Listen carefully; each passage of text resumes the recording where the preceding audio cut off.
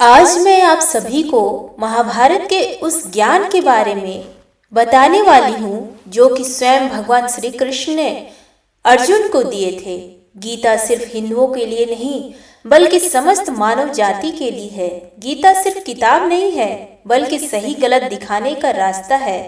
जिस तरह आप कोई नई मोबाइल या लैपटॉप खरीदते हैं तो उसमें एक निर्देशक किताब रहता है उसे चलाने के लिए, ठीक उसी प्रकार हम मानव को भी चलाने के लिए एक निर्देशक किताब है जिसे श्रीमद् भागवत गीता कहते हैं, जिसमें 18 अध्याय और 700 श्लोक हैं।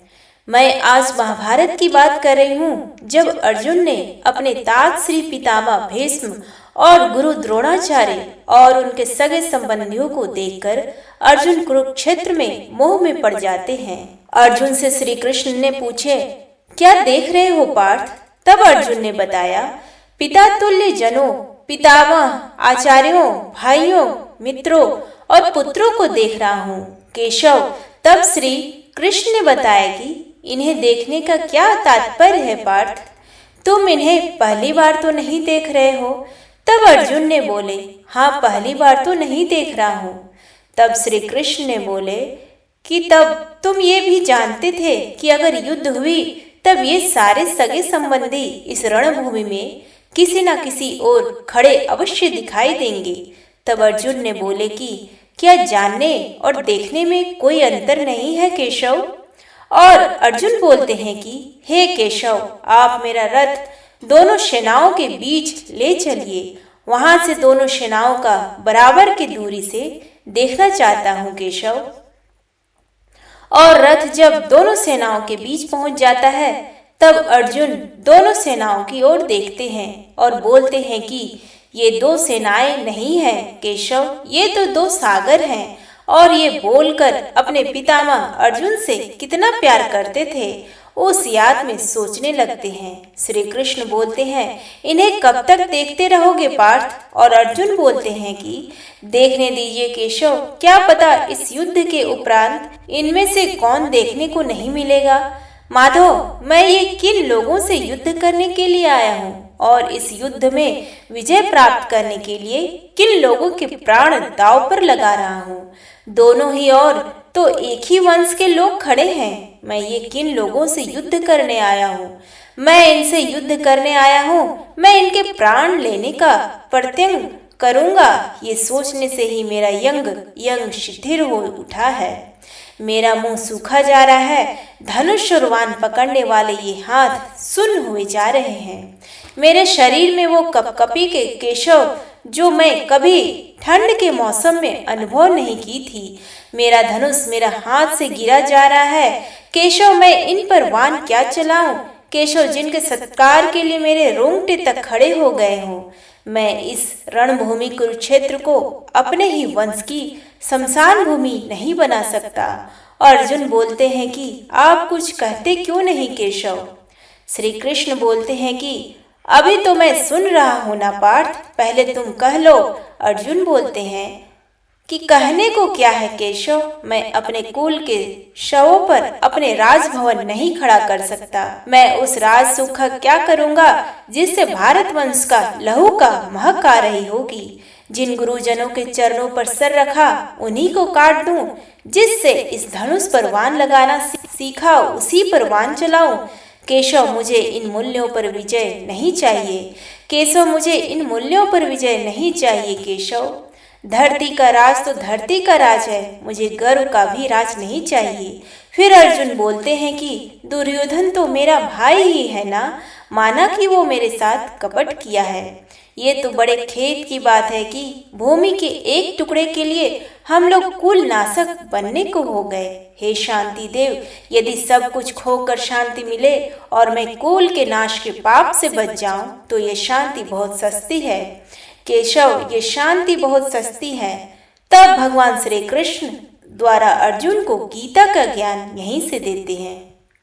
भगवान श्री कृष्ण बोलते हैं, मेरा नाम लेकर पुकारने से पहले ये बताओ पार्थ, इस समय जब विनाश के बादल चारों ओर उमड़ गए हैं और धर्म रक्षा और विजय की आश लिए तुम्हारी ओर देख रहा है। इस संकट की घड़ी में तुमने कायरता के इन हीन भावों को अपने हृदय में आने कैसे दिया? श्रेष्ठ पुरुष तो यूं विषाद में डूबा नहीं करते। धर्म और अधर्म के बीच संघर्ष के इस निर्णायक घड़ी में नपुंसक ना बनो पार्थ, नपुंसक ना बनो। हे परंताप, हे शत्रु संहारक, हे धनंजय, तुम्हारे ये भाव अच्छा नहीं है। ये तुम्हें स्वर्ग से गिरा देगी और कीर्ति से भी, और तुम स्वयं ही अपने तिरस्कार का कारण बन जाओगे। इसलिए हे पार्थ, हृदय के इस दुर्बलता को त्यागो और युद्ध के लिए खड़े हो जाओ। और अर्जुन बोलते हैं कि खड़ा कैसे हो जाओ मधुसूदन, खड़ा कैसे हो जाओ पितामह के वध करने के लिए? कैसे खड़ा हो जाओ गुरुशेष पर प्रहार करने के लिए? कैसे खड़ा हो जाऊं जो मेरे लिए पूजनीय हैं? उनसे युद्ध कैसे करूं जिन गुरुओं ने मुझे विजय का मंत्र सिखाया? उन्हें पराजित करने के लिए कैसे खड़ा हो जाऊं? इन महापुरुषों पर हाथ उठाने से तो कहीं अच्छा है कि मैं ये हाथ भिक्षा के लिए फैलाऊं। भिक्षा से मिली हुई रोटी इन महापुरुषों के रक्त से सनी हुई तो नहीं होगी। हे ऋषिकेश, मैं तो ये भी समझ नहीं पा रहा हूँ कि इस युद्ध में विजय श्रेष्ठ है या पराजय। मैं जानता हूँ कि उनका वध किए बिना जीना संभव नहीं है, किंतु हे केशव, उनका वध करने के बाद भी जीना सहज नहीं होगा। क्या वो मेरा भाई नहीं है? केशव बोलिए केशव। श्री कृष्ण बोलते हैं अवश्य हैं, किंतु अर्जुन बोलते हैं कि केवल इतना ही कहना है आपको? फिर कृष्ण जी बोलते हैं तुमने केवल यही पूछा ही था पार्थ।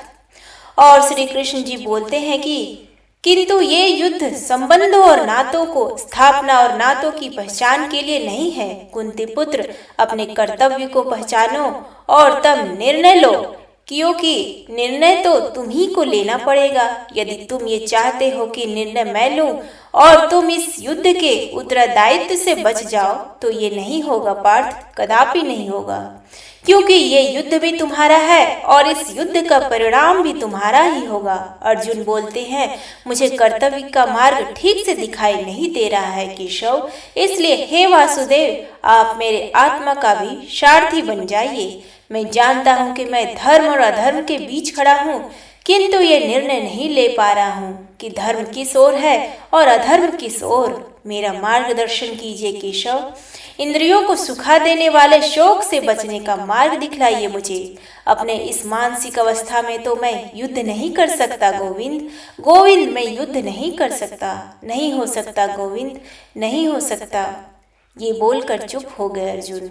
अर्जुन को ऐसा बोलने पर श्री कृष्ण जी मुस्कुराते हुए बोले, हाँ पार्थ, जो चले गए वो चले गए, और ज्ञानी तो ना जाने वाले का शोक करते हैं और ना ही उनका जो नहीं गए वे तो ना विगत के लिए शोक करे और ना अगध के लिए। तुम्हारी शैली तो ज्ञानियों की है, किंतु बात तुम मूर्खों जैसी कर रहे हो। शोक करने से पहले ये तो देखो कि तुम जिनके लिए शोक कर रहे हो वो शोक के योग्य है भी कि नहीं। मूल तत्व नहीं, शरीर नहीं, आत्मा है, और मृत्यु उसका अंत भी नहीं है, क्योंकि उसकी यात्रा तो अनंत है। मृत्यु तो केवल एक पड़ाव है पार्थ, केवल एक पड़ाव। सांस का अंत पवन का अंत नहीं है। ऐसा समझो पार्थ की प्राणी तो पहले बालक होता है, फिर बालक युवा हो जाता है, फिर वृद्ध और फिर मृत्यु, किंतु ये यात्रा तो शरीर की है। आत्मा तो इससे भी आगे जाता है। वे एक शरीर को त्याग कर किसी और शरीर को धारण कर लेता है। इसलिए जो यात्रा मृत्यु पर समाप्त हो जाए तो वो केवल शरीर की यात्रा है पार्थ, केवल शरीर की यात्रा है। आत्मा का यात्रा तो अनंत है पार्थ, और उसकी यात्रा के एक बिंदु पर शरीर पीछे छूट जाता है और यात्री आगे निकल जाता है, और वो बिल्कुल वैसे ही कोई नया शरीर पहन लेता है जैसे हम पुराना वस्त्र त्याग कर नया वस्त्र पहन लेते हैं। हे पार्थ, विनाश तो आत्मा को छू ही नहीं सकता, तो फिर शोक कैसा और किसके विनाश का क्या? वस्त्र का विनाश का, किंतु वस्त्र तो अमर नहीं होता, वो तो त्यागे जाने के लिए ही होता है, और आत्मा मरता नहीं, कभी नहीं मरता। अर्जुन बोलते हैं कि जो सामने खड़े हैं वे इस युद्ध के बाद सब के सब होंगे ना केशव, सब के सब होंगे ना। फिर कृष्ण जी मुस्कुराते हुए बोलते हैं, ये होना और ना होना क्या है पार्थ, क्योंकि वो समय तो कभी था ही नहीं जब मैं नहीं था या तुम नहीं थे या ये सारे लोग नहीं थे, और न ही वो समय कभी होगा जब मैं नहीं होऊंगा या तुम नहीं होगे, ये सारे लोग भी नहीं होंगे। तब फिर ये तुम किस भ्रम में पड़ रहे हो पार्थ कि वर्तमान जीवन ही संपूर्ण जीवन है। वर्तमान जीवन संपूर्ण जीवन नहीं है पार्थ। हम थे भी है, हम हैं भी और हम होंगे भी। अब रहे ये सुख दुख, ये तो ऋतुओं की भांति आते जाते रहते हैं। हे कुंती पुत्र, जो सुख और दुख दोनों को ही समान समझे और उनसे प्रभावित हुए बिना ही झेल जाए, वही स्थिति प्रज्ञ है और वही मोक्ष का अधिकारी भी है। हे भारत, मारने या मरने के आंसक से मुक्त हो जाओ, क्योंकि मृत्यु तो केवल उसी की हो सकती है ना जिसका जन्म हुआ हो। आत्मा तो कालातीत है, काल से भी परे है। हे पार्थ, जन्म तो जीव का होता है, आत्मा का नहीं। यदि आत्मा जन्म ही नहीं लेता तो उसकी मृत्यु कैसे हो सकती है। आत्मा तो बस है पार्थ, वो काल के दोनों तटों पर भी है और काल की धारों में भी। वो आजन्म है, नित्य है, सनातन है, अविकारी है, अविनाशी है। इसलिए मारने या मरने प्रश्न को लेकर चिंतित होना व्यर्थ है पार्थ, व्यर्थ है। मृत्यु तो केवल शरीर की होती है और उसकी मृत्यु के पश्चात भी आत्मा नहीं मरता, क्योंकि शस्त्र उसे काट नहीं सकता, अग्नि उसे जला नहीं सकती, जल उसे गीला नहीं कर सकता और वायु उसे सुखा नहीं सकता। अब किस चिंता में हो पार्थ। फिर अर्जुन बोलते हैं कि क्या मैं केवल आत्मा को पितामह कहता हूँ, जो श्वेत वस्त्र वाले वृद्ध योद्धा आमने सामने अपने रथ पे खड़े हैं, क्या केवल वो आत्मा है या उनके वो शरीर ने जिसे आप आत्मा का वस्त्र कह रहे हैं, अनेक बार मेरे शीश पर आशीर्वाद देने के लिए हाथ नहीं धरा था। क्या वो वृद्ध ब्राह्मण श्रेष्ठ केवल एक आत्मा है जिन्होंने मुझे धनुर्विद्या सिखाई है। केशव, मैं आत्मा के नित्य होने, पुरातन होने, अविनाशी होने को नहीं ना करता, पर जिन शरीरों की मैं बात कर रहा हूँ वो शरीर भी तो मेरे कुछ लगते हैं ना। आत्मा तो जन्म नहीं लेता केशव, आत्मा तो जन्म नहीं लेता, किंतु लोग तो जन्म लेते हैं, लोग तो जन्म लेते हैं केशव। फिर कृष्ण जी बोलते हैं, लोग जन्म तो अवश्य लेते हैं पार्थ, किंतु इस स्तर को आगे बढ़ाओ महाबाहु, तनिक आगे बढ़ाओ। जो जन्म लेगा उसकी मृत्यु तो निश्चित है, निश्चित है। शोक क्यों करते हो।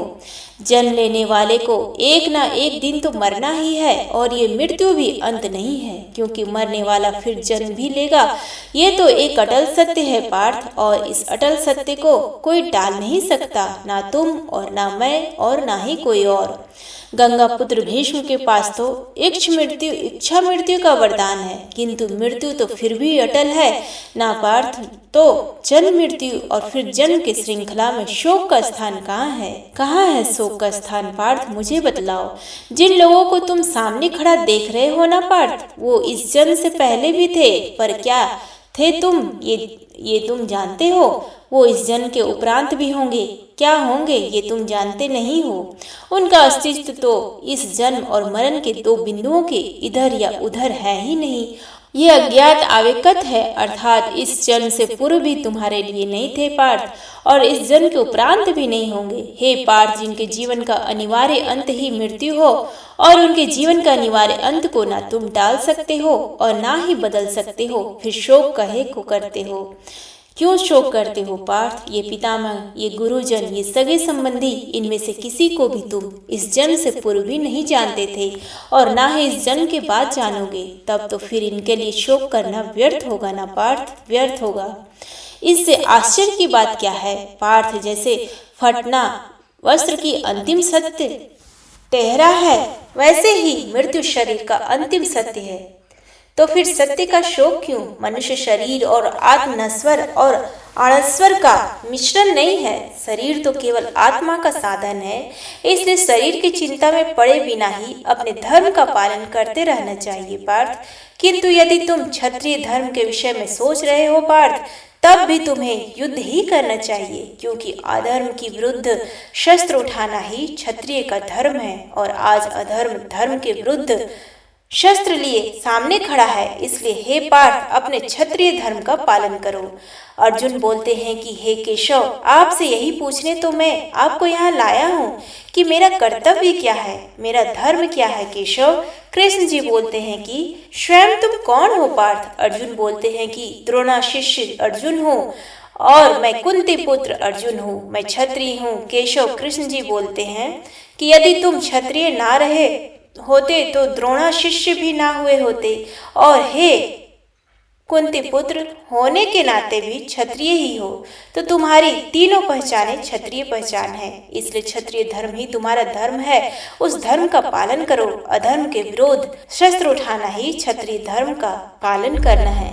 अनन्य और अनीति के विरोध शस्त्र उठाना ही क्षत्रिय धर्म है। और यदि इस निर्लय घड़ी में तुमने सत्य के पक्ष में असत्य के विरोध में शस्त्र नहीं उठाए पार्थ, तो तुम्हारे धर्म के साथ साथ तुम्हारे उज्जवल कृति भी नष्ट हो जाएगी। और यदि ऐसा हुआ पार्थ, तो केवल तुम्हारे विरोधी ही नहीं बल्कि संपूर्ण समाज तुम्हें कलंकित कापुरुष कहेगा और आने वाली पीढ़ियां कायर और पापी मानेगी। इसलिए हे महाबाहु, विजय और पराजय, जीवन और मृत्यु, सुख और दुख के प्रश्नों में ना उलझो और युद्ध करो। यदि तुम्हारी इस युद्ध में विजय हुई तो दुनिया का राज और यश भोगोगे, और यदि तुम वीर गति को प्राप्त हुए तब भी यश के साथ साथ स्वर्ग पाओगे। इसलिए हे कुंती पुत्र, उठो, सुख दुख लाभ शनि विजय पराजय सबको सामान समझो और युद्ध करो कि यही तुम्हारा क्षत्रिय कर्तव्य भी है और मानव धर्म भी।